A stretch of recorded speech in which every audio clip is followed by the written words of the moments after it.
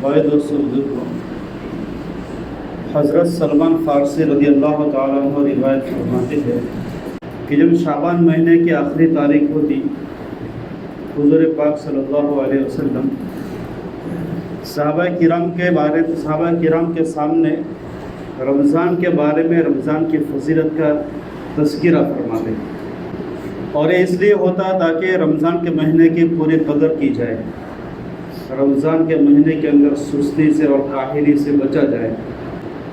حدیث پاک میں آتا ہے کہ حضور پاک صلی اللہ علیہ وسلم فرماتے ہیں کہ تمہارے اوپر ایک مہینہ آنے والا ہے، تمہارے اوپر ایک مہینہ آنے والا ہے، اس مہینے میں ایک رات ہے لیلۃ القدر کی، وہ رات 1000 مہینوں سے بہتر ہے۔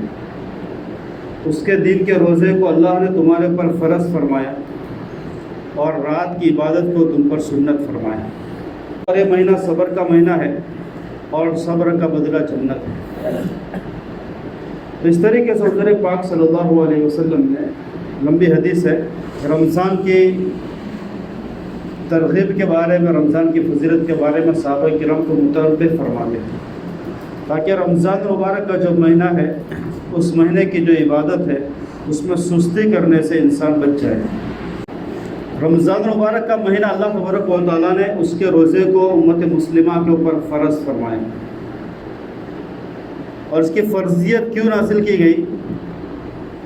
تاکہ امت مسلمہ کو یہ بات سمجھ میں آ جائے کہ اللہ تبارک و تعالیٰ نے جو قرآن کریم ہم کو نصیب فرمائے بہت بڑی کتاب ہے۔ رمضان کا مہینہ وہ ہے جس میں اللہ تعالیٰ نے شہر رمضان الذی انزل فیہ القرآن، اس کے اندر قرآن کو نازل فرمایا، اور قرآن کریم یہ انسان کی ہدایت کی کتاب ہے، ہدی للمتقین، متقین کے لیے اس کے اندر ہدایت ہے، اور یہ ایسی کتاب ہے ذالک الکتاب لا ریب فیہ، اس کے اندر کسی طرح کا کوئی شک و شبہ نہیں ہے، اس کے اندر کوئی ریب نہیں ہے، کوئی شک نہیں ہے، اس کے اندر کوئی غلط نہیں ہو سکتا ہے، اور انسان کی ہدایت کی کتاب ہے۔ اور کیسی ہدایت کرتی ہے؟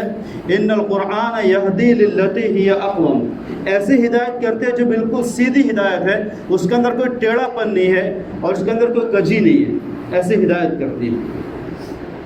لیکن افسوس یہ ہے کہ ہم نے قرآن کریم کو محدود کر دیا ہے۔ کیا محدود کر دیا کہ خالی رمضان میں اس کی تلاوت کو کرنا ہے، اور کیا محدود کیا ہے کہ خالی اس کو پڑھنا ہے، اس کو سمجھنا نہیں ہے، اور کیا محدود کیا ہے کہ زندوں کی ہدایت کی کتاب تھی، ہم نے اس کو مردوں کی کتاب بنا دیا ہے۔ کہ کوئی مر گیا، اب اس کو قرآن پڑھ کر بخشنا ہے، 40واں آیا تو اعلان لکھ دیا قرآن خوانی ہوگی، سال ہو گیا تو اعلان لکھ دیا قرآن خوانی ہو کر پڑھ کر دیں گے۔ تو قرآن کریم زندوں کی ہدایت کی کتاب ہے، اور اس کے اندر ایسی ہدایت ہے کہ انسان پیدا ہوتا ہے تب سے لے کر جب تک وہ مر جائے گا، ساری زندگی کی ہدایت اس کے اندر لکھی ہوئی ہے۔ یہ پوری دنیا کے اندر جو سائنس جو ہے چیزوں کی ڈسکور کرتی ہے، ریسرچ کرتی ہے، وہ سارا کا سارا قرآن کے اندر اس کا مواد موجود ہے، اس کے اشارے موجود ہیں۔ قرآن مبہم کتاب ہے، مجمل کتاب ہے، اس کے اندر اس کے اشارے موجود ہیں۔ پھر رسول الفقار صاحب فرماتے ہیں کہ ابھی کی سائنس جو ہے قرآن سے تھوڑی مختلف جا رہی ہے، لیکن ایک وقت جب سائنس مکمل ہو جائے گی، جیسے قرآن مکمل ہو گیا، ابھی سائنس ادھوری ہے، جب سائنس مکمل ہو جائے گا تو سائنس کہہ دے گا کہ جو قرآن ہے وہی سائنس ہے۔ تو ایسی کتاب ہے جس کے اندر پوری دنیا کا علم موجود ہے۔ یہ ہمارے لیے ایسا ڈیپ سمندر ہے، ایسا گہرا سمندر ہے جس کی انتہا تک کوئی پہنچ نہیں سکتا ہے۔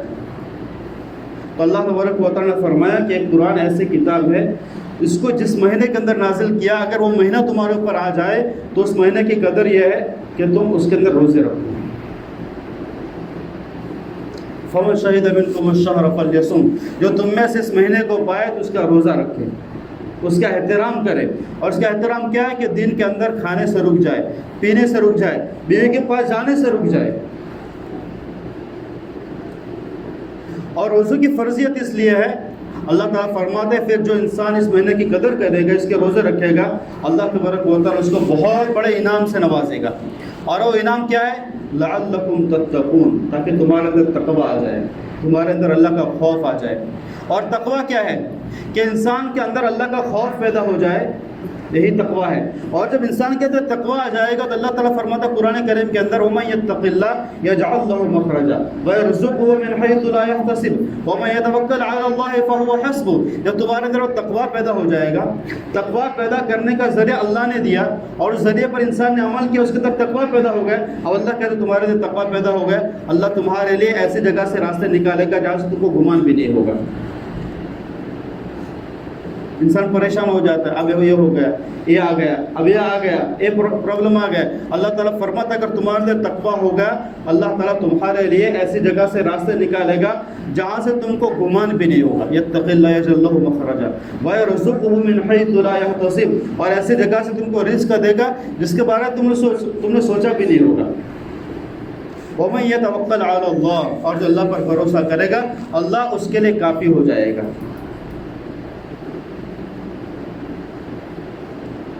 اور یہ وہ زمانہ ہے جس کے اندر اللہ کا تقوی اختیار کرنا بہت ضروری ہے، کیونکہ حالات اتنے خطرناک گردش کر رہے ہیں کہ انسان کے اوپر کب حالات آ جائیں گے، کب اس کے جان کے فافے پڑ جائیں گے اور کب اس کے ایمان کے فافے پڑ جائیں گے کوئی کہہ نہیں سکتا ہے. اتنے خطرناک حالات ہیں. انسان گھر سے بن سور کر جا رہا ہے اور راستے کے اندر کیا حالات آ گئے، کس چیز کو پکڑ لیا کوئی کچھ نہیں کہہ سکتا ہے. اور کب ہمارے گھروں پر حالات آ جائے، کب ہماری بستی پر حالات آ جائے، اتنے خطرناک حالات کی گردش چل رہی ہے. تو الگ بات ہے کہ آج کا مسلمان سویا ہوا ہے بے فکر ہو کر. انسان لمبی نیند سو رہا ہے اپنے آخرت کی فکر کیے بنا، اپنے مستقبل کی فکر کیے بنا، اپنے نسل کی فکر کیے بنا. آج مسلمان جو ہے وہ گہری نیند سو رہا ہے، لیکن حالات اتنے خطرناک گردش کر رہے ہیں. اگر ایسے حالات ہمارے گھروں پر آ جائیں گے یا ہماری بستی پر آ جائیں گے، ہمارا تعلق اللہ کے ساتھ جڑا ہوا ہوگا، اللہ تبارک و تعالیٰ ہماری حفاظت فرمائے گا، ہماری حفاظت کرے گا، ہمارے گھر بار کی حفاظت فرمائے گا، ہماری نسلوں کی حفاظت فرمائے گا، ہماری ماں بہن کی عزت کے اللہ حفاظت فرمائے گا. اگر ہمارے اندر تقویٰ ہوگا تو، اللہ کے ساتھ ہمارا تعلق قائم ہوگا تو. اور اگر ہمارا تعلق اللہ کے ساتھ بھی نہیں ہوگا، اس وقت اللہ کے سامنے رو کر بھی گڑ گڑائیں گے تو اللہ کی مدد نہیں آئے گی. تو بھائی دوست سمجھو کہ رمضان کا مہینہ ہمارے سامنے جو آ رہا ہے ہمارے اندر تقویٰ بھرنے کے لیے آ رہا ہے تاکہ اندر ہمارے اندر تقویٰ پیدا ہو جائے.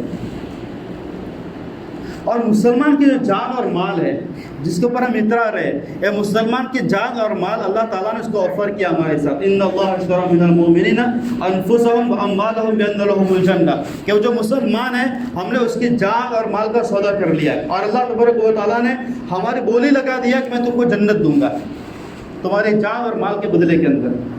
یہ اللہ تعالیٰ کی بولی ہے جو سب سے بڑی بولی ہے. اب انسان کے اوپر ہے کہ اپنی جان اور مال کس کو دے رہا ہے. دنیا والے بھی اس کی جان اور مال کی قیمت لگا رہے، دنیا والے بھی لگا رہے. بھائی 10,000 روپے دے تو مہینے کے 5% لے لو. اللہ تبارک و تعالیٰ کی بولی یہ ہے کہ کم سے کم 700 گنا ہے، سب سے کم 700 گنا کا اللہ تعالیٰ ہمارے ساتھ آفر کرتا ہے. اب انسان مسلمان ہے، اس کی مرضی ہے کہ وہ اپنے جان اور مال کو کہاں پہ لگا رہا ہے. اللہ تعالیٰ فرماتا ہے تمہاری جان کے بدلے کے اندر میں نے تم کو جنت دی ہے. اور جنت ایسی جگہ ہے کہ مسلمان کے لیے بہت سستی ہے اور کافر اس کو کبھی خرید نہیں سکتا ہے، کافر اس کا مول کبھی ادا نہیں کر سکتا ہے. اور مسلمان کے لیے بہت سستی ہے. مسلمان کے لیے کتنی سستی ہے؟ فرمایا کہ مسلمان ایک بار سبحان اللہ پڑھتا ہے جنت کے اندر پودا لگ جاتا ہے. مسلمان الحمدللہ کہتا ہے جنت کے اندر پودا لگ جاتا ہے. مسلمان اللہ اکبر کہتا ہے جنت کے اندر پودا لگ جاتا ہے. اور مسلمان ایک بار لا الہ الا اللہ پڑھتا ہے تو زمین سے لے کر آسمان تک نورانی ہو جاتا ہے. اور کافر پوری زندگی سجدے میں پڑا رہے اس کو جنت کا جب ہی نہیں ملے گا. اس کو اللہ تعالیٰ قرآن کریم میں فرماتا ہے للذین استجابوا لربهم الحسنى والذین لم يستجیبوا له لو ان لهم ما في الارض جميعا ومثله معه لافتدوا به. کہ جو مسلمان ہے اگر وہ اللہ تعالیٰ کی باتوں پر عمل کر لیتے ہیں، للذین استجابوا، جو عمل کر لیتے ہیں، جو جواب دے دیتے ہیں، ان کے لیے حسنہ ہے. اور حسنہ کیا ہے؟ حسنہ جنت کو اللہ مفسر نے فرمایا حسنہ یعنی جنت، ان کے لیے جنت ہے. اور جو اللہ تعالیٰ کی باتوں کو انہوں نے جواب نہیں دیا، اللہ کی بات کو نہیں مانا، یعنی ایمان نہیں لائے. فار ایگزامپل والذین لم یستجیبوا له لو ان لهم ما فی الارض جميعا ومثله. فار ایگزامپل اللہ تعالیٰ فرماتے ہیں وہ مرنے کے بعد میرے پاس آئیں گے اور زمین اور آسمان، ساتوں زمین اور ساتوں آسمان اور اس کے اندر میں اس کے اندر جتنے بھی خزانے ہیں وہ سارے کے سارا مالک بن جائے. ہو نہیں سکتا ہے کوئی اتنا بڑا مالک کوئی ہو نہیں سکتا ہے. جیسے کہا جاتا ہے کہ پوری دنیا کے اوپر 4 بادشاہ نے حکومت کی، لیکن 4 بادشاہ نے پوری دنیا پر حکومت نہیں کی ہے، اکثر دنیا پر ان کی حکومت تھی۔ سلیمان صاحب کا قصہ یہ ہے کہ سلیمان علیہ السلام پوری دنیا کے مالک ہیں، پوری دنیا کے بادشاہ ہیں، لیکن انہیں کی حکومت کے اندر وہ حدود آ کر کہتا ہے کہ میں ایک جگہ میں نے ایسی دیکھی ہے کہ اس جگہ کی مالکن ایک عورت ہے، ایک عورت ہے، اور اس ملک کی وہ حاکمہ ہے، وہ مالکہ ہے، اس کا نام بلقیس ہے۔ تو سلیمان علیہ السلام پوری دنیا کے مالک ہے، پوری دنیا کے بادشاہ ہے، لیکن ان کی حکومت میں کہ بہت بڑی حکومت ایسی ہے، سلیمان صاحب کو پتہ نہیں ہے کہ وہ دوسری کوئی مالکہ ہے کہ بلقیس کے زیر نگراں ہے، زیر نگی ہے وہ، تو کوئی پوری دنیا کا مالک نہیں ہو سکتا۔ لیکن اللہ تعالیٰ فرماتے ہیں فار ایگزامپل اگر کوئی بندہ ایسا ہے کہ جو 7 زمین کا مالک ہو گیا اور 7 آسمان کا مالک ہو گیا، اور 7 زمین میں جتنے خزانے ہیں اس کا وہ مالک ہو گیا، اور 7 آسمان کے خزانوں کا مالک ہو گیا، اور اتنا دوسرا یعنی 14 زمینیں، 14 آسمان اور اس کے خزانوں کا مالک ہو گیا، اور پھر اللہ تعالیٰ سے کہ یا اللہ میں آپ کو فدیہ دیتا ہوں اور آپ اس کے بدلے کے اندر مجھے جنت دے دو۔ اللہ تعالیٰ فرماتا ہے تو قبل میں اس کو قبول نہیں کیا جائے گا۔ اتنا بڑا صدقہ وہ دے رہا ہے اللہ کے راستے کے اندر، اللہ میں نے سارا دے دیا، میں سارا مالک کو سارا دے دیا اور آپ مجھے جنت دے دو۔ اللہ تعالیٰ فرماتا ہے میں اس کافر سے قبول نہیں کروں گا۔ اور مسلمان کے لیے بہت سستی ہے جنت، کہ مسلمان کے لیے سب سے سستی چیز جنت ہے، کہ جتنا چاہو اتنا کما سکتا ہے اور بالکل آسانی سے کما سکتا ہے، اس کے لیے اس کو بڑی بڑی ڈگریاں کرنے کی ضرورت نہیں ہے۔ تو اللہ تعالیٰ فرماتا ہے کہ میں نے مسلمان کے جان اور مال کے لیے جنت کو آفر کیا ہے، اور جنت کتنی قیمتی چیز ہے کہ جو کافر ہے اس کا کبھی کوئی مول، وہ انمول ہے، اس کا کوئی مول نہیں لگا سکتا۔ اب مسلمان کی جان اور مال کہاں پہ لگ رہی ہے، وہ کہاں پہ محنت کر رہا ہے، اس کی 24 گھنٹے کی محنت کن فکروں کے اندر لگ رہی ہے، تو جن فکروں کے اندر لگ رہی ہے وہ اس کی طرف جان، اپنی جان کو اس کے ساتھ وہ سودا کر رہا ہے۔ دکان کے پیچھے مسلمان اپنی جان اور مال لگا رہا ہے، پورے 12 گھنٹے صبح سے اٹھ کر اور شام تک جو ہے ایک ہی چیز کی فکر میں ہے، کتنا بیچا اور کتنا آیا، کتنا دینے کا کتنا لینے کا ہے، اس کے پیچھے اس کی جان لگ رہی ہے۔ تو سمجھو کہ اس نے جان، اس کو جو دنیا آفر کر رہی ہے اس کے پیچھے اپنی جان لگا رہا ہے۔ اور ایک اللہ تعالیٰ کہتا ہے کہ تمہاری جان کے بدلے کے اندر میں نے جنت کا سودا کر لیا ہے۔ اب مسلمان اپنی جان اگر اللہ کے لیے دیتا ہے کہ وقت پر وہ نماز کے لیے آ جاتا ہے اور پھر وہ تسبیحات کرتا ہے، وہ نوافل پڑھتا ہے، وہ ذکر و اذکار کرتا ہے، وہ تلاوت کرتا ہے، بیمار کی بیمار پرسی کرنے کے لیے جاتے اس نیت سے کہ وہ کرنا سنت ہے، اور کسی محتاج اور ضرورت مند کی مدد کے لیے وہ جا رہا ہے اس نیت کے ساتھ یہ کرنا سنت ہے، تو بھائی دوست بزرگ اس کا جو اتنا وقت لگایا ہے اللہ کے دین کے لیے، اللہ تعالیٰ کے لیے سنت سمجھ کر، فرض سمجھ کر، مستحب سمجھ کر، جو اس نیت کے ساتھ لگایا کہ اس سے اللہ میرا راضی ہوگا، اتنا وقت اس سے سوچا کہ اللہ کے ساتھ اس نے سودا کر لیا ہے۔ اب 24 گھنٹے میں سے اسے 1 گھنٹہ اس کام کے لیے لگایا اللہ کے دین کے خاطر، تو اس کا 1 گھنٹے کا بدلہ، اس گھنٹے کا جو سودا اللہ کے ساتھ ہو گیا۔ اور جو اس نے 12 گھنٹے دکان میں لگائے ہیں اس نیت کے ساتھ تمہارے پاس ہو جائے، دنیا کے لیے لگا، اس سے دنیا کے ساتھ سودا کر لے، دنیا کیا دے گی، دنیا کیا دے گی؟ تو کہا جاتا ہے، محققین نے فرمایا کہ جب انسان دنیا کو 10 من دیتا ہے تو دنیا اس کو 1 کلو دیتی ہے۔ تو دنیا کا معاملہ ہے کہ جو پسینہ خون پسینہ ایک کر کے اس کو دیتا ہے تو دنیا اس کو 1% دیتی ہے۔ اور اللہ کا معاملہ دوسرا ہے کہ جب انسان اللہ کے راستے کے اندر 1 لگاتا ہے تو اللہ تعالیٰ اس کو 700 گنا کر کے واپس دیتا ہے۔ اس لیے کہا گیا کہ جب مسلمان نے ایک مرتبہ سبحان اللہ کہہ دیا تو اس کے کھاتے کے اندر، جنت کے اندر ایک پودا لگ گیا ہے۔ اب پودا لگایا ہے، جب وہ اپنی جنت میں جائے گا تو دیکھے گا اتنا بڑا درخت ہے کہ اس کے سائے کے بارے میں ہمارے نبی صلی اللہ علیہ وسلم نے فرمایا، عربی گھوڑے پر بیٹھ کر 500 سال اس کے سائے کے اندر دوڑے گا وہ تو بھی اس کا سایہ پورا نہیں ہوگا۔ تو درخت کتنا بڑا ہوگا، 500 سال تک اس درخت کے سائے کے اندر انسان دوڑے گا تیز رفتاری کے ساتھ، جنت عربی گھوڑے پر بیٹھ کر 500 سال دوڑے گا تو بھی اس کا سایہ پورا نہیں ہوگا۔ لگا تھا اتنا چھوٹا پودا اتنا بڑا درخت کیسے بن گیا؟ ابراہیم علیہ السلام کی ملاقات ہمارے نبی صلی اللہ علیہ وسلم سے بیت المعمور کے پاس ہوئی، 7ویں آسمان کے اوپر۔ ابراہیم علیہ السلام نے فرمایا کہ اللہ کہ یا محمد تم اپنی امت کو میرا سلام کہہ دینا اور ان کو ایک خوشخبری دے دینا۔ ابراہیم علیہ السلام نے فرمایا کہ اپنی امت سے کہنا جنت کے بارے میں کہ جنت ایسی جگہ ہے جو جنت چٹیل میدان ہے اور اس کا پانی اور اس کی زمین بہت عمدہ ہے۔ اپنی امت سے کہہ دینا، ابراہیم علیہ السلام کو پیغام بھیجا ہے کہ جنت چٹیل میدان ہے اور اس کا پانی اور اس کی مٹی بہت عمدہ ہے۔ کیا مطلب ہے اس کا؟ کہ اگر تم یہاں پہ کھیتی باڑی کرو گے، یہاں پر کاشتکاری کرو گے، یہاں پر پودے لگاؤ گے تو اتنے بڑے ہو جائیں گے یہاں کے پانی اور زمین کی عمدگی کی وجہ سے کہ جب تم اپنی جنت کے اندر آؤ گے تو دیکھو کہ اتنا بڑا پودا، اتنا بڑا درخت ہے، 500 سال تک دوڑو گے تو اس کا سایہ پورا نہیں ہوگا۔ تو بہترین کھیتی کرنے کی جگہ وہ جنت ہے، اور ہم کھیتی دنیا کے اندر کر رہے ہیں۔ تو اللہ تبارک و تعالیٰ نے ہماری جان اور مال کو جنت کے بدلے کے اندر خرید لیا۔ اب مسلمان کو بہت ساری آفر ہے، دنیا آفر کر رہی ہے، یہ آفر کر رہے ہیں، وہ آفر کر رہے ہیں، اور ایک اللہ بھی آفر کر رہا ہے۔ اب انسان اپنا کہاں پہ، مسلمان اپنا جان اور مال کہاں پہ لگا رہا ہے؟ حساب کر لے کہ میں اللہ کے ساتھ کتنا سودا کر رہا ہوں، دنیا والوں کے ساتھ کتنا سودا کر رہا ہوں۔ اب انسان کے ساتھ جو ساری چیز اللہ تعالیٰ نے جنت کے بدلے کے اندر خرید لیا ہے۔ اب مسلمان غفلت کے اندر پڑا ہوا ہے، 11 مہینے کو غفلت کے اندر گزار دیتا ہے، اپنی دنیا کے پیچھے، اپنی دکان کے پیچھے، اپنی تجارت کے پیچھے، اپنے کاروبار کے پیچھے وہ اپنے وقت کو جو گزار دیتا ہے، اس کی وجہ سے اس کے دل کے اوپر اور اس کی جسم کے اوپر اور اس کی روح کے اوپر کدورت چھا جاتی ہے۔ اللہ تبارک و تعالیٰ 11 مہینہ انسان دنیا کے اندر لگا ہوا ہے، اس کا اثرات، اس کا جو اس کا زنگ اس کے اوپر لگ چکا ہے، اس کو کلین کرنے کے لیے اللہ تعالیٰ رمضان کا مہینہ دیتا ہے۔ یہ رمضان کا مہینہ انسان کی سروس کا مہینہ ہے، اس کی روح کی سروس ہو جاتی ہے، اس کے جسم کی سروس ہو جاتی ہے۔ سائنٹسٹ کہتے ہیں کہ جب انسان سال کے اندر 1 مہینے تک، ایک لمبے وقت تک بھوکا رہتا ہے، بھوکا اور پیاسا رہتا ہے، سائنس کی ریسرچ کہتی ہے، میڈیکل ریسرچ کہتے ہیں کہ جب انسان 1 سال کے اندر 1 مہینے تک اگر لمبے ٹائم تک بھوکا اور پیاسا رہتا ہے تو اس کے اندر بہت ساری وہ بیماریاں جنہوں نے جنم لے لیا ہوتا ہے وہ ختم ہو جاتی ہیں۔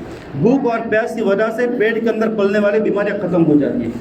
تو بھائی دوستو بزرگ، رمضان کا مہینہ ہمارے نبی نے فرمایا صبر کا مہینہ ہے، اور صبر کا بدلہ جنت ہے۔ تو رمضان کے مہینے کے اندر انسان صبر کرے۔ رمضان کا مہینہ آیا، اب لمبا روزہ ہے، گرمی کا روزہ ہے، رات کو پھر تراویح پڑھنی ہے، تو کہا گیا اس مہینے کے اندر انسان صبر کرے۔ بھوک اور پیاس کی وجہ سے انسان کو تکلیف ہو سکتی ہے، بشاشت کے ساتھ من صام رمضان ایمانا و احتسابا غفر له ما تقدم من ذنبه۔ جب انسان ایمان اور احتساب کے ساتھ، پورے یقین کے ساتھ رمضان کا روزہ رکھتا ہے، اللہ تعالیٰ کے واسطے اللہ تبارک و تعالیٰ اس کے پچھلے گناہ کو معاف کر دیتا ہے۔ تو ہمارے پر کتنے گناہ ہوتے ہیں، تو انسان بشاشت کے ساتھ رمضان کے روزے رکھے۔ اور اس کے رات کی عبادت ہے، ہم رات کی عبادت جو کرتے ہیں 20 رکعت تراویح بہت کم ہے، بہت تھوڑی عبادت ہے رات کی۔ ہمارے نبی نے فرمایا، جیسے رمضان کے دن کے بارے میں فرمایا من صام رمضان ایمان و احتسابا، جو رمضان کا روزہ رکھے ایمان اور احتساب کے ساتھ۔ روزہ کتنا رکھتا ہے؟ 12 گھنٹے رکھتا ہے، ابھی تو 15-16 گھنٹے کا روزہ ہے، 15-16 گھنٹے کا وہ روزہ رکھتا ہے۔ اور ہمارے نبی نے فرمایا من قام رمضان ایمان و احتسابا، اور جس نے رمضان کی راتوں میں قیام کیا ایمان اور احتساب کے ساتھ، اس کے بارے میں وہی ہے غفر له ما تقدم من ذنبه، اللہ اس کے گناہ کو معاف کر دیتا ہے۔ اب رمضان کا روزہ تو 12 گھنٹے رکھتا ہے اور عبادت خالی 1 گھنٹے کرتا ہے، یہ تو بہت کم ہے۔ تو یہ ہے کہ رات کی عبادت بھی لمبی رات کرے، جس نے ہمارے نبی صلی اللہ علیہ وسلم جو آپ صحابہ کرام کو تراویح کے لیے کہا، وہ آدھی رات کے بعد کہا، آدھی رات سے لے کر سحری تک انسان عبادت کرے، آدھی رات عبادت کرے۔ تو ہم جو رات کی عبادت کرتے ہیں، تراویح پڑھتے ہیں، بہت کم عبادت ہے۔ اس کے اندر بھی لوگ کیا کرتے ہیں، امام صاحب رکوع میں جاتے پھر کھڑے ہو کر رکوع باندھ دیتے ہیں۔ یہ تو مذاق ہے تراویح کے ساتھ، ایسا نہ کرے۔ جتنی عبادت ہمارے رمضان کے اندر تراویح کے اندر ہوتی ہے، تو انسان کا پورے مکمل تراویح بشاشت کے ساتھ پڑھے، اللہ اکبر کے ساتھ کھڑا ہو جائے اور سلام تک امام کے ساتھ رہے، قرآن کو مکمل سننے کی کوشش کرے، اور جب تراویح پوری بھی ہو جائے اس کے بعد اپنے نوافل پوری کرے۔ اور اگر وہ نہیں کر سکتے تو کم سے کم جو سحری کے وقت کے اندر اللہ تعالیٰ کو سحری نصیب فرمائے۔ اتنی قیمتی چیز ہے کہ سحری کی وجہ سے کیا ہوتا ہے، ایک دم سحری کا جو ہے ثواب مل جاتا ہے۔ اور سحری کے وقت کے اندر ہم نے کسی کو سحر کرا دیا، مسافر آتے ہیں، چندے والے آتے ہیں، مہمان آ گئے، کوئی بھی آ گیا، جالوں کے اندر مسلمان رہتے ہیں، ان کے سحری کا انتظام کر دیا، اس کی وجہ سے اللہ تبارک و تعالیٰ ہمیں کسی کے ساتھ صدقہ کرنے کا اور سحری کرانے کا ثواب دیتا ہے، اکرام کرنے کا ہم کو ثواب ملتا ہے۔ اور دوسرا اس کی برکت سے بہت بڑا فائدہ یہ ہو جاتا ہے کہ انسان 10-15 منٹ پہلے اٹھ جائے، اس کو تہجد کی نماز کا جو ہے موقع مل جاتا ہے۔ تو سحری کے لیے اٹھے، انسان جلدی اٹھنے کی کوشش کرے، اس کے اندر جو تہجد پڑھے، اور پورے مہینے کوئی بھی تہجد ہماری فوت میں اس کی فکر کرے انسان۔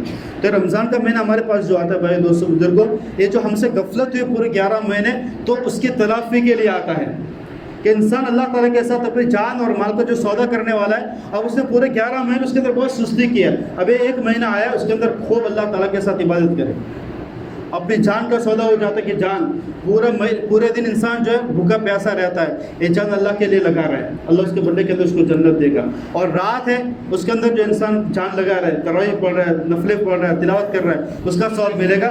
اور مال بھی اللہ کے راستے کے اندر خوب خرچ کرے، بہترین موقع اکرام کرنے کا. رمضان کا مہینہ ہے کہ غریب اور مساکین ہیں ان تک راشن پہنچا دے، اور جو زیادہ محتاج ہے ان کو پیسے بھی دے دے، اپنی زکوٰۃ ادا کرے، اور زکوٰۃ کے علاوہ صدقات ادا کرے، اور جو ہے بہت زیادہ سے زیادہ خیرات کرنے کی کوشش کرے، اپنا مال بھی زیادہ سے زیادہ اللہ کے راستے کے اندر خرچ کرنے کی کوشش کرے. اس کے ذریعے سے اللہ تعالیٰ ہمارے سے جو سودا کیا، جو اللہ نے ہم سے آفر کیا ہے، میں تم کو جنت دوں گا انشاءاللہ تبارک و تعالیٰ. ایک بہت بڑا جو ہمارا جان اور بہت بڑا مال کا حصہ اللہ کے لیے لگ جائے گا، اور اس کے ذریعے سے اللہ جو ہم کو جنت دے گا. اور پھر جنت تو 700 گنا ہے، تو انشاءاللہ ہمیں جو دنیا کے اندر لگا اس کے مقابلے کے اندر ہماری جنت کا سودا بڑھ جائے گا، اور مرتے ہم سیدھے جنت میں چلے جائیں گے. اللہ تعالیٰ سے امید کرتے اللہ تعالیٰ ہمیں رمضان کا مہینہ بہترین گزارنے کی توفیق نصیب فرمائے، اس کی عبادت کرنے کی توفیق نصیب فرمائے. وآخر دعوانا الحمدللہ رب العالمین.